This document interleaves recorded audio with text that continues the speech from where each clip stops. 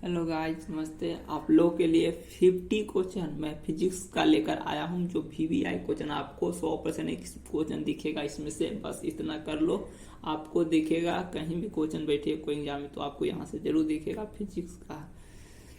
तो आपको शुरुआत क्वेश्चन करते हैं कि जो देखिए पहला ही क्वेश्चन है कि प्रकाश की किरण किस में गमन करती है। तो प्रकाश जब भी रेखा में ही करता है तो सीधी रेखा में गमन करती है। ये ऑप्शन ए हो जाएगा।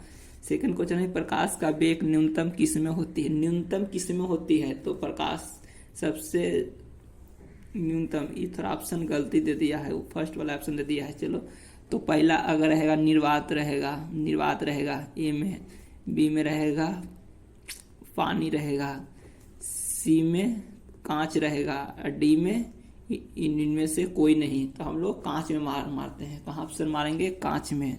कांच में होता है 2.25 लाख इसका वेग होता है। उसके बाद आगे ले चलते हैं कि मोटर कार के हेडलाइट में किसका प्रयोग होता है। मोटर कार के हेडलाइट में किस दर्पण का उपयोग हम लोग करते हैं। ये तो हम लोग एकदम नॉर्मल क्वेश्चन है जो हर बार पूछा जाता है। ये एकदम तो जो हेडलाइट में करते हैं तो उत्तल दर्पण को हेडलाइट में पूछा जाए तो हम लोग करते हैं नहीं उत्तर तो लेंस में जो साइड मिरर के रूप में करते हैं उसको करते हैं। साइड मिरर के रूप में पूछा जाए, साइड मिरर के रूप में जो पीछे देखने के लिए किया जाता है, जो पीछे हम लोग देखते हैं उसको उत्तल दर्पण का यूज करते हैं। आई पूछ रहा है कि हेड लाइट में किसका उपयोग करते हैं तो हेड लाइट में उपयोग करते हैं अवतल दर्पण का। कौन सा होगा? अवतल दर्पण का। हेड लाइट में पूछा तो अवतल, याद रहना, कंफ्यूज ही हो जाएगा। हेड लाइट पूछेगा तो अवतल दर्पण, और साइड मिरर के रूप में पूछेगा तो साइड मतलब उत्तल, तो उत्तल दर्पण हो जाएगा। फिर चौथा क्वेश्चन है कि समतल दर्पण द्वारा बना प्रतिबिंब क्या होता है। जो समतल द्वारा बना प्रतिबिंब क्या होता है तो वास्तविक होता है या काल्पनिक होता है या दोनों होता है या इनमें से कोई नहीं। तो समतल द्वारा बना प्रतिबिंब हमेशा ये काल्पनिक ही होता है, तो बी ऑप्शन होगा। पांचवा कि लेंस का एसआई मात्रक क्या होता है। डायोप्टर का ये ल्यूमेन होता है, ये लस्क होता है, ये एंगस्ट्रम होता है, क्या होता है तो डायोप्टर को हम लोग डी से भी पूछ सकता है कि डी लिख देगा। आपको डी से पढ़ना है डायोप्टर, डी से पढ़ना है डायोप्टर। उसके बाद ये 6 है कि 2D क्षमता वाले लेंस का फोकसांतर क्या होता है। 2D क्षमता वाले लेंस का फोकसांतर क्या होता है तो इसका 20 सेंटीमीटर होगा या 30 सेंटीमीटर होगा या 40 सेंटीमीटर होगा या 15, तो 15 होगा। अगर 7 का क्वेश्चन है कि किसी उत्तल लेंस का फोकसांतर 50 सेंटीमीटर है तो उसकी क्षमता क्या होगी, तो इसका हो जाएगा, देखो +5D है, -5D है, 2-D है, अब +2D होगा। तो इसका आंसर क्या होगा? +2D होगा। अवतल लेंस की क्षमता क्या होती है, पूछ रहा है कि अवतल लेंस की क्षमता क्या होती है। धनात्मक, ऋणात्मक, धनात्मक, दोनों इनमें से कोई नहीं। तो अवतल लेंस की क्षमता जब भी होगा तो ऋणात्मक होगी। अब आगे है कि जब प्रकाश की किरण हवा से कांच में प्रवेश करती है तो किस तरह मुड़ जाती है तो देखो अविलंब से दूर। जब कोई कांच है, अगर देखो ये फिगर बनाया हुआ है कि अगर ये है कांच है, अगर यहाँ से जाएगा ऐसे तो अविलंब की ओर मुड़ जाएगा, मतलब इसके मुड़ जाएगा। इसमें कौन होगा तो अभिलंब से दूर भागेगा, अभिलंब के निकट होगा, अभिलंब के ये निकट हो जाएगा, अभिलंब के निकट ही जाएगा क्योंकि नीचे ही जाएगा। फिर कहता है 10वां क्वेश्चन है कि काल्पनिक प्रतिबिंब क्या है। काल्पनिक प्रतिबिंब क्या होता है। काल्पनिक मतलब सीधा होगा, उल्टा होगा, यह दोनों होगा, इनमें से क्या होगा तो सीधा होगा। काल्पनिक प्रतिबिंब हमेशा सीधा होता है। ये तो साफ कहेगा कि काल्पनिक प्रतिबिंब क्या होता है तो काल्पनिक यानी सीधा, उल्टा अपोजिट माना है काल्पनिक जो असंभव है तो सीधा। और सीधा का उल्टा, उल्टा माना तो काल्पनिक को कह दो तो सीधा। काल्पनिक प्रतिबिंब कैसा होता है तो हमेशा सीधा। नेत्र में किसी वस्तु का बना प्रतिबिंब क्या होता है, तो क्या होता है, सीधा तो होगा, काल्पनिक होगा, सीधा होगा, नहीं वास्तविक इसका तो होगा ना, वास्तविक होगा और सीधा होगा, होगा सीधा होगा नहीं ना, तो वास्तविक होगा और उल्टा होगा और छोटा होगा। वस्तु से जब भी होगा तो छोटा होगा और उल्टा दिखाई देता है। अगर अंतर से देखा जाए हम लोग को तो लगता है कि हम लोग सीधा देख लेंगे, नहीं, जो प्रतिबिंब बनता है वो वास्तविक होता है, उल्टा होता है और छोटा होता है। तो किसमें है, वास्तविक है, उल्टा है और सीधा है, ये हमारा ऑप्शन होगा। याद रखना इसका है कि वास्तविक, वास्तविक याद रखना। मानव नेत्र में कैसा दिखाई बनता है प्रतिबिंब, तो वास्तविक होगा और उल्टा होगा और हमेशा वस्तु से छोटा होगा, ये हमारा याद रखना। चलो इसके बाद 11वां हो गया क्वेश्चन। अब ले चलते हैं 12वां क्वेश्चन पर। 12वां है 12 क्वेश्चन है कि जो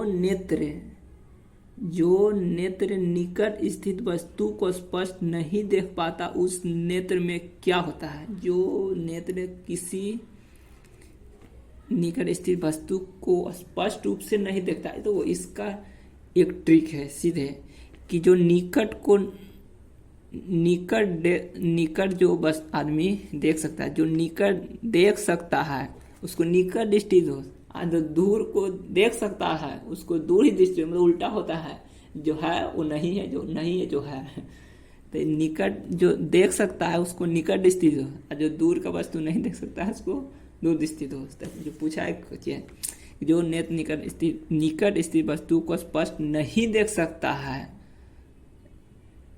निकट नहीं देख सकता है, पूछ दिया क्या चाहिए, तो उसको दूर दृष्टि दो। का निकट स्थित वस्तु को नहीं देख सकता है तो उसको दूर दृष्टि दो, क्वेश्चन तरह घुमा दिया है। जो निकट स्थित वस्तु को स्पष्ट देख सकता है तो उसको निकट होता है, लेकिन यहाँ दूर नहीं करा, नहीं देख सकता है तो इसको दूर दृष्टि दोष हो जाएगा।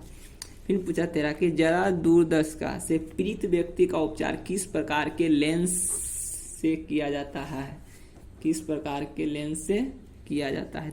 जरा दूरदर्शिता तो अवतल लेंस का उपयोग किया जाता है, या बाइफोकल का, या अपसारी का, या विसारी का। तो हम लोग बाइफोकल कहते हैं, बाइफोकल का उपयोग करते हैं। 14 नंबर है कि एक स्वस्थ मानव नेत्र के लिए निकटतम दूरी दृष्टि बिंदु क्रमशः कितनी होती है। तो ऐसे देखो, ये ऑप्शन तो ऐसे दिया है आपको, ऑप्शन में सीधे 25, 30, 35 ऐसे दे सकता है। तो 25 सेंटीमीटर हम लोग याद रखेंगे, कितना रखेंगे, 25 सेंटीमीटर का। ऑप्शन में ऐसा तो हम दिए हैं, लेकिन वहाँ जाएगा आपको 25 सेंटीमीटर या 30 सेंटीमीटर, 0 सेंटीमीटर ऐसा दिखेगा। तो हम लोग 25 सेंटीमीटर, तो 0 से 25 मारते हैं, कितना मारते हैं, 0 से सेंटीमीटर, 0 से नहीं, 25 सेंटीमीटर से ना, किसी को 0 से 25 मिलीमीटर नहीं, उसे ज़्यादा भी दिखाई देता है, हम लोग देख सकते हैं दूर से। स्पष्ट अगर किसी वस्तु को देखना है, हम लोग को सही से देखना है, तो 25 सेंटीमीटर ही दिखाई देता है अच्छा से। अब बाकी तो दूर हमारा अनंत है, जिसका आँख मजबूत है एक आँख से 1 किलोमीटर, तो 2 आँख से 2 किलोमीटर, किलोमीटर में नहीं काती बोलता है, वो कहावत सुना होगा ना, एक आँख से 1 को, 2 आँख से 2 को ऐसा होता, लेकिन ऐसा नहीं होता। तो हम लोग कितना 25 सेंटीमीटर ले चलते हैं, और अगर मैक्सिमम कहे तो अनंत हो सकता है, जिसका आँख जैसा है वो दिखेगा। तो 25 से अनंत है। अब ऐसे ऑप्शन में आपको 25 दिया जाए, 25 दिए तो हम लोग 25 मानते हैं। फिर 15 नंबर क्वेश्चन है कि जो नेत्र दूर स्थित वस्तुओं को स्पष्ट नहीं देख सकता है, जो नेत्र दूर स्थित वस्तुओं को नहीं देख सकता है उसको हम लोग क्या कहते हैं, तो निकट दृष्टि दोष ही न था, जो फर्स्ट में था उल्टा था, और उसी का जस्ट इसी में है 25 सेंटीमीटर करने 14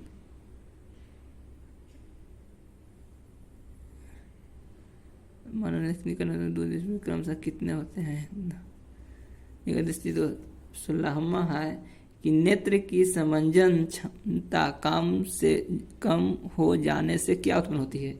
नेत्र की जो समंजन क्षमता है कम हो जाने से क्या होता है, निकटतम दृष्टि दोष होता है, दूर दृष्टि होता है जरा दृष्टि दोष, या वर्णधानता क्या होता है, जो जरा दृष्टि दोष हो जाता है। नेत्र गोलाकार उसका जो है ना जो बढ़ जाता है, इसके कारण जरा दृष्टि दोष उत्पन्न हो जाता है। इसमें बाइफोकल का हम लोग वाइफोकल लेंस का उपयोग हम लोग करते हैं।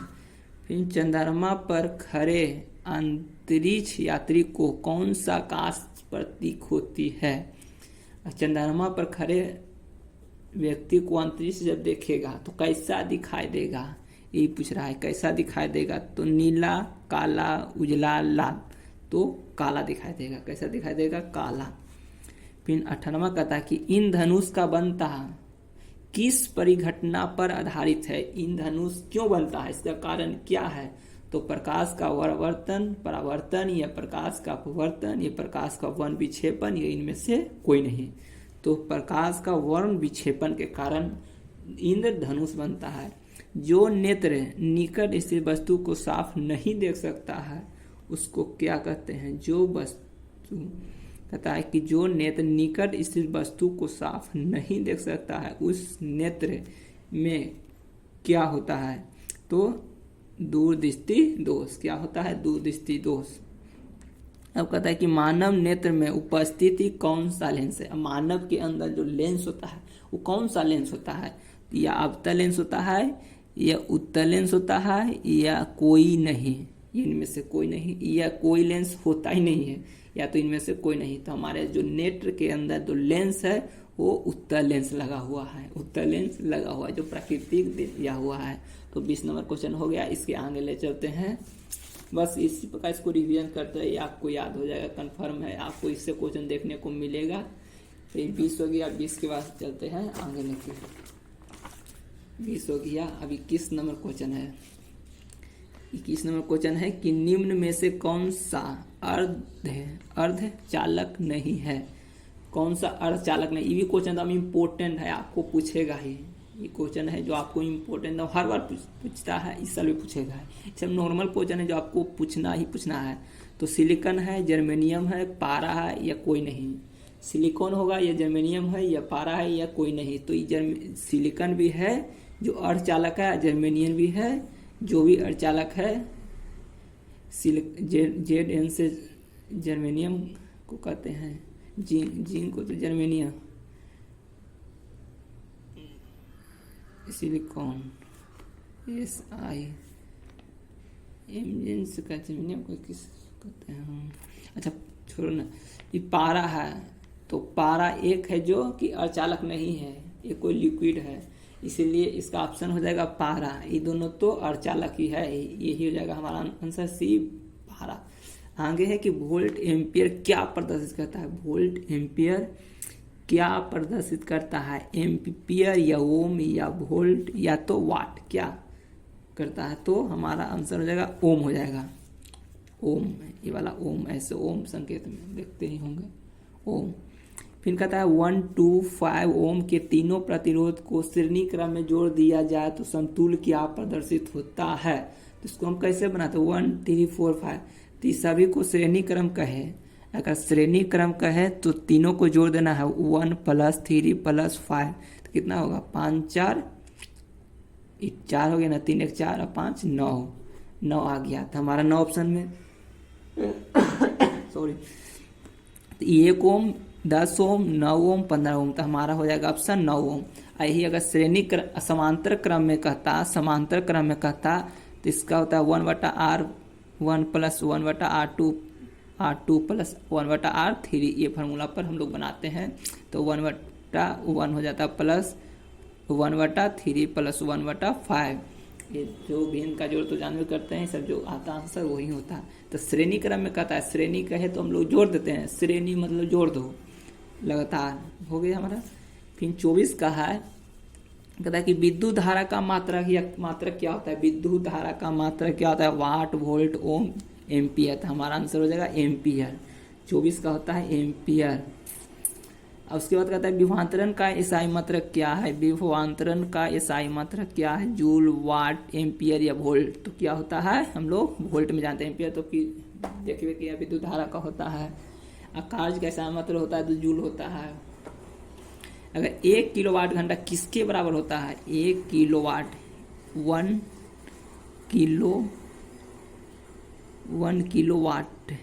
किलोवाट आवर घंटा किसके बराबर होता है, 0.36 गुने 10 के पावर 10 जूल, 1.6 गुने 10 के पावर -10 जूल या 3.6 गुने 10 के पावर 10 जूल, या इनमें से कोई नहीं।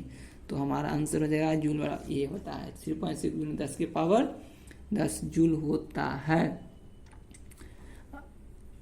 10 के पावर 10 नहीं 6, 10 के पावर 6 होता है। सब का ऑप्शन अच्छा कोई दिक्कत नहीं है, 19 इसको मान जाओ।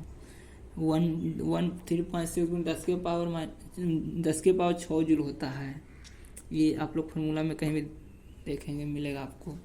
इसका 27 कहता है कि डायनमो का सिद्धांत किस पर आधारित है। डायनमो का सिद्धांत किस पर आधारित है, तो विद्युत चुंबकीय प्रेरणा पर या प्रेरित विद्युत पर या धारा के ऊष्मीय प्रभाव पर, या इनमें से कोई नहीं। तो डायनमो का सिद्धांत है जो कि चुंबकीय प्रेरण के सिद्धांत पर काम करता है। जो उसके अंदर चुंबक रहता है वो घूमता है, स्पीड घूमता है, तो वहाँ से लाइन उत्पन्न होता है। इसे डायनमो तो देखे होंगे, कई पंखा है जैसे में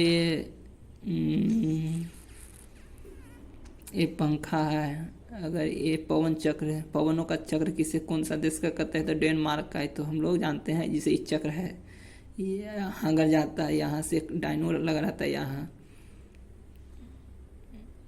देखो हम बनाते हैं, देखो ये यही होता है। अगर यहाँ पे रखा हुआ है तो यहाँ अगर पंखा नचेगा तो यहाँ लाइन आता है, तो पवन लाइन उत्पन्न करता है। अगर ये यही है कि हमको पंखा, अगर इसी को पंखा मान लिया जाए, यहाँ से लाइन देंगे लाइन देते हैं तो यहाँ चुंबक जो लगा रहता है, एक कॉइल भी इसके अंदर था। अगर इसको लाइन देते हैं तो यहाँ ये नचता है, चुंबकीय प्रेरण के काम पर ये नचता है, तो यहाँ से बिजली उत्पन्न होता है या ये पंखा नचने लगता है। तो ये चुंबकीय प्रेरण के सिद्धांत पर काम करता है। फिर 28 का कहता है क्वेश्चन कि डायनमो से किस प्रकार की धारा निकलती है। हाँ, ये क्वेश्चन इंपॉर्टेंट है। ये भी क्वेश्चन डायनमो किस यहाँ पर काम करता है, ये भी क्वेश्चन आपको तो VVI क्वेश्चन है, आपको पूछेगा ही पूछेगा कि कौन सा सिद्धांत पर काम करता है। तो विद्युत चुंबकीय प्रेरणा पर काम करती है। अब डायनमो से किस प्रकार की धारा निकलती है, AC या DC। अब डिस धारा है, यानी डिस का मतलब होता है DC हो गया, अब प्रतिवर्ती धारा मतलब AC हो गया। AC या DC या इन दोनों धारा निकलती है, या इनमें से कोई नहीं। तो डायनमो से हमेशा निकलता है, तो कौन सा निकलता है, दोनों निकलता है मैं सोचो AC भी निकल सकता है, DC भी निकल सकता है, दोनों निकलता है। बैटरी की में पूछा जाए कि कौन सा धारा निकलता है, तो इसमें मार देना DC। बैटरी से पूछा जाए तो DC, लेकिन डायनमो से पूछ रहा है तो AC भी निकलता है, DC भी निकलता है, दोनों निकलता है, इसमें कंफ्यूजन नहीं। विद्युत बल में कौन सी गैस भारी होती है। विद्युत बल में कौन सी गैस भारी होती है, निर्वात, यानी ये तो रहता ही नहीं है, निर्वात में रहता है, या वायु भरी रहती है, कोई भी भारी भर सकते हैं, या तो निष्क्रिय रहता है, या तो हाइड्रोजन का रहता है। किस रहता है, तो निष्क्रिय गैस रहता है। याद रखना निष्क्रिय गैस आर्गन है, लिए सब निष्क्रिय गैस है। आप पूछ सकता है कि विद्युत जो बल्ब में कौन सी जो तंतु होता है किस धातु का बना होता है, तो हम लोग टंगस्टन का बोल सकते हैं, टंगस्टन का होता है, टंगस्टन का होता है। अब कहता है कि 30वां क्वेश्चन कहता है कि चुंबकीय क्षेत्र का ईसाई मात्रक क्या है। चुंबकीय क्षेत्र का ईसाई मात्रक क्या है, वेबर है, टेस्ला है, फ्राइडे है, ये इनमें से कोई नहीं है। तो वेबर नहीं होगा, टेस्ला होगा, याद रखना टेस्ला ही होगा। चुंबकीय क्षेत्र का ईसाई मतलब कौन सा मात्रक है, तो टेस्ला होगा, टेस्ला। चल हो गया, 30 हो गया। इसके बाद ले चलते हैं 31वां क्वेश्चन।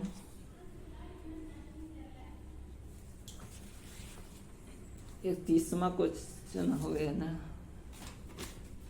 31वां क्वेश्चन में लेकर चलते हैं कि विद्युत शक्ति का मात्रा क्या है। विद्युत शक्ति का आ गया ना, विद्युत शक्ति का एसआई मात्रा क्या है। एम्पियर होगा या वोल्ट होगा, वाट होगा, ओम होगा। ओम किसका है, प्रतिरोध का, तो एम्पियर होगा विद्युत धारा का या विद्युत शक्ति का, यही दोनों एम्पियर। विद्युत बल्ब का तंतु किस धातु का बना होता है। आ गया तंतु, आ गया ना, आपकी बताए थे ना कि लोहा का रहता है या टंगस्टन का रहता है या तांबा का रहता है या सोना का रहता है, तो टंगस्टन का रहता है। फिर कहता है कि बैटरी से किस प्रकार की धारा निकलती है, जो भी बताए थे कि डायनेमो से कौन सा निकलता है। पूछे तो कहना कि दोनों एसी या डीसी दोनों, जबकि बैटरी से पूछा जाए तो एसी या डीसी या दोनों, तो इसमें बैटरी से पूछा जाए तो डीसी बताना, डीसी। अब कहता है विभवांतरण मापने वाले यंत्र को क्या कहते हैं। जो विभवांतरण मापने वाले यंत्र को क्या कहते हैं, वोल्टमीटर या अमीटर या गैल्वेनोमीटर, भी एक नाम सुने हो, गैल्वेनोमीटर। तो विभवांतरण को मापते हैं वोल्ट मीटर से, वोल्ट मीटर से, याद रखना वोल्ट मीटर से, ए ऑप्शन होगा। बी ऑप्शन में वोल्ट मीटर है। 1 वोल्ट क्या है, 1 वोल्ट बराबर क्या है, तो जूल प्रति कूलम होता है, जूल प्रति कूलम। करने गया जूल प्रति कूलम, क्यू से होता है, क्यू से कूलम, तो जूल प्रति कूलम कौन है, ए वाला, बी ऑप्शन में जूल प्रति कूलम।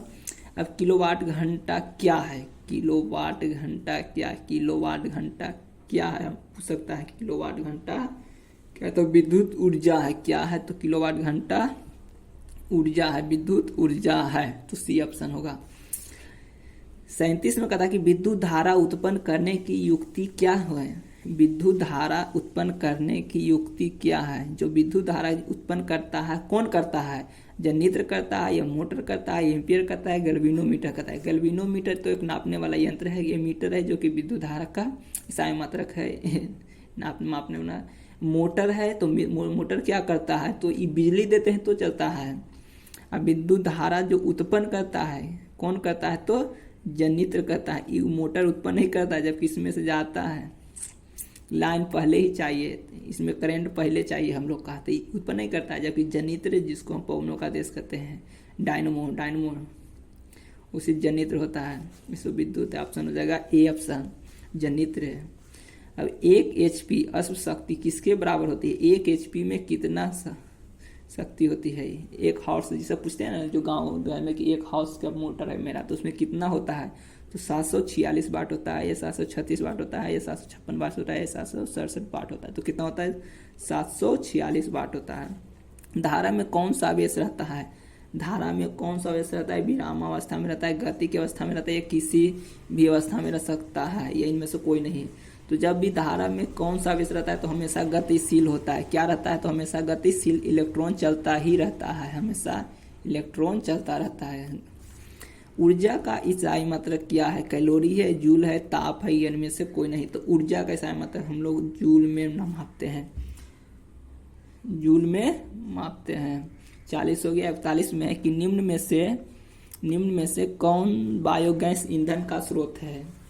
ये भी क्वेश्चन VVI है, 40 भी VVI है, ये वाला भी VVI है। 41 भी कि निम्न में से कौन सा बायोगैस ईंधन का स्रोत नहीं है।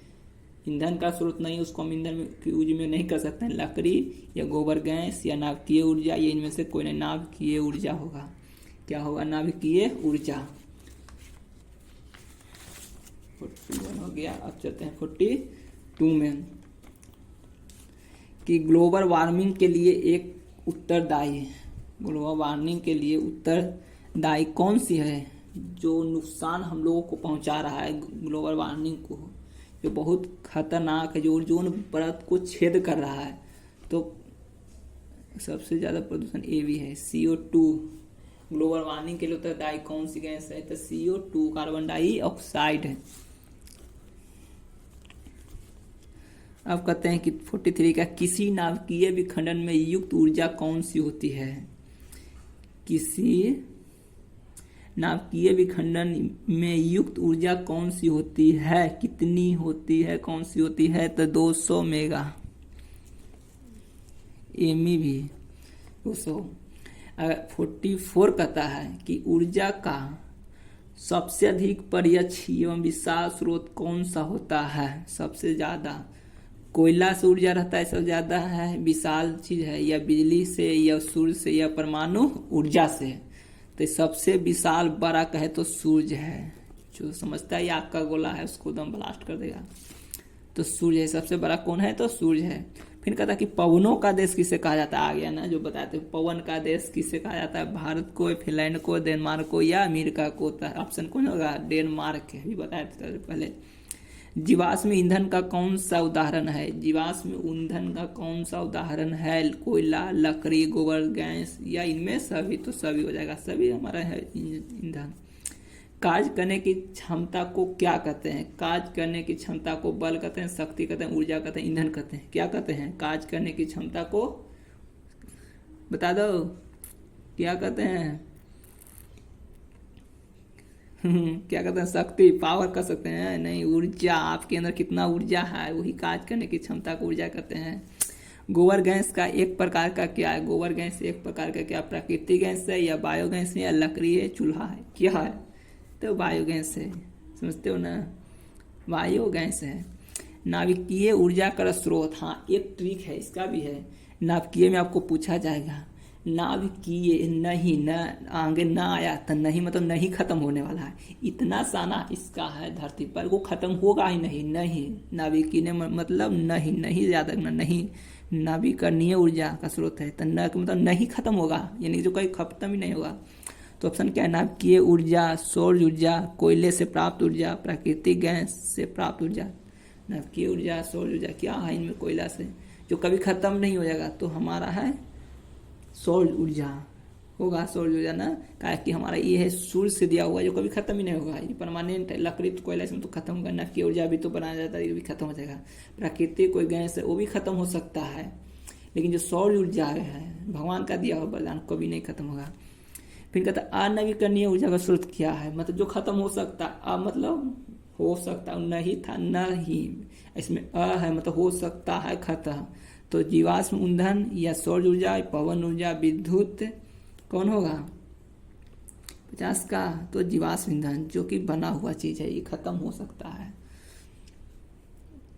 अब कहते हैं लोहे को जिंक से लेपित करने की क्रिया को क्या कहते हैं, जब लोहे को जिंक के साथ, आयरन को जिंक के साथ अगर लेपित करने की क्रिया को क्या कहते हैं, तो गैल्वेनोमीटर। साक्षार करते हैं तो किसी भी चीज़ को पेंट कर दे संचालन उसको बचाया जा सकता है, पानी चढ़ाना नहीं, गैल्वेनोनीकरण कहते हैं। फिर 52 कहता है कि सिल्वर क्लोराइड का रंग कौन सा होता है, सिल्वर क्लोराइड, सिल्वर क्लोराइड का रंग कौन सा होता है, श्वेत होता है, पीला होता है, हरा होता है, काला होता है, कैसा होता है, तो श्वेत होता है। आगे 53 है कि श्वसन किस प्रकार की अभिक्रिया करता है, श्वसन किस प्रकार की अभिक्रिया करता है, अपचयन, संयोजन, उपचयन, संयोजन, अपचयन, ऊष्मा शोषी, क्या कहता है, तो उपचयन, उपचयन ऑप्शन ए। अगर आपको वीडियो अच्छा लगा तो शेयर कीजिए, लाइक कीजिए, मेरे चैनल को सब्सक्राइब कीजिए, आपको बहुत अच्छा लगा होगा। बस इतना क्वेश्चन आपको फिजिक्स में आगे भी देखा जाएगा, आपको फिर जो बचा हुआ क्वेश्चन है उसको लाया जाएगा, आपको भेरी भेरी से करके सभी क्वेश्चन लाएंगे। फिजिक्स का आ रहा है, केमिस्ट्री का आएगा, बायोलॉजी का आएगा, उसके बाद हो सकता है तो सोशल साइंस को भी लाने का काम करेंगे। एक जमा करके ऑब्जेक्टिव जितना क्वेश्चन पूछा जाएगा आपके लिए लाया जाएगा। आप चैनल को सब्सक्राइब कीजिए, लाइक कीजिए और बने रहिए मेरे चैनल को। धन्यवाद।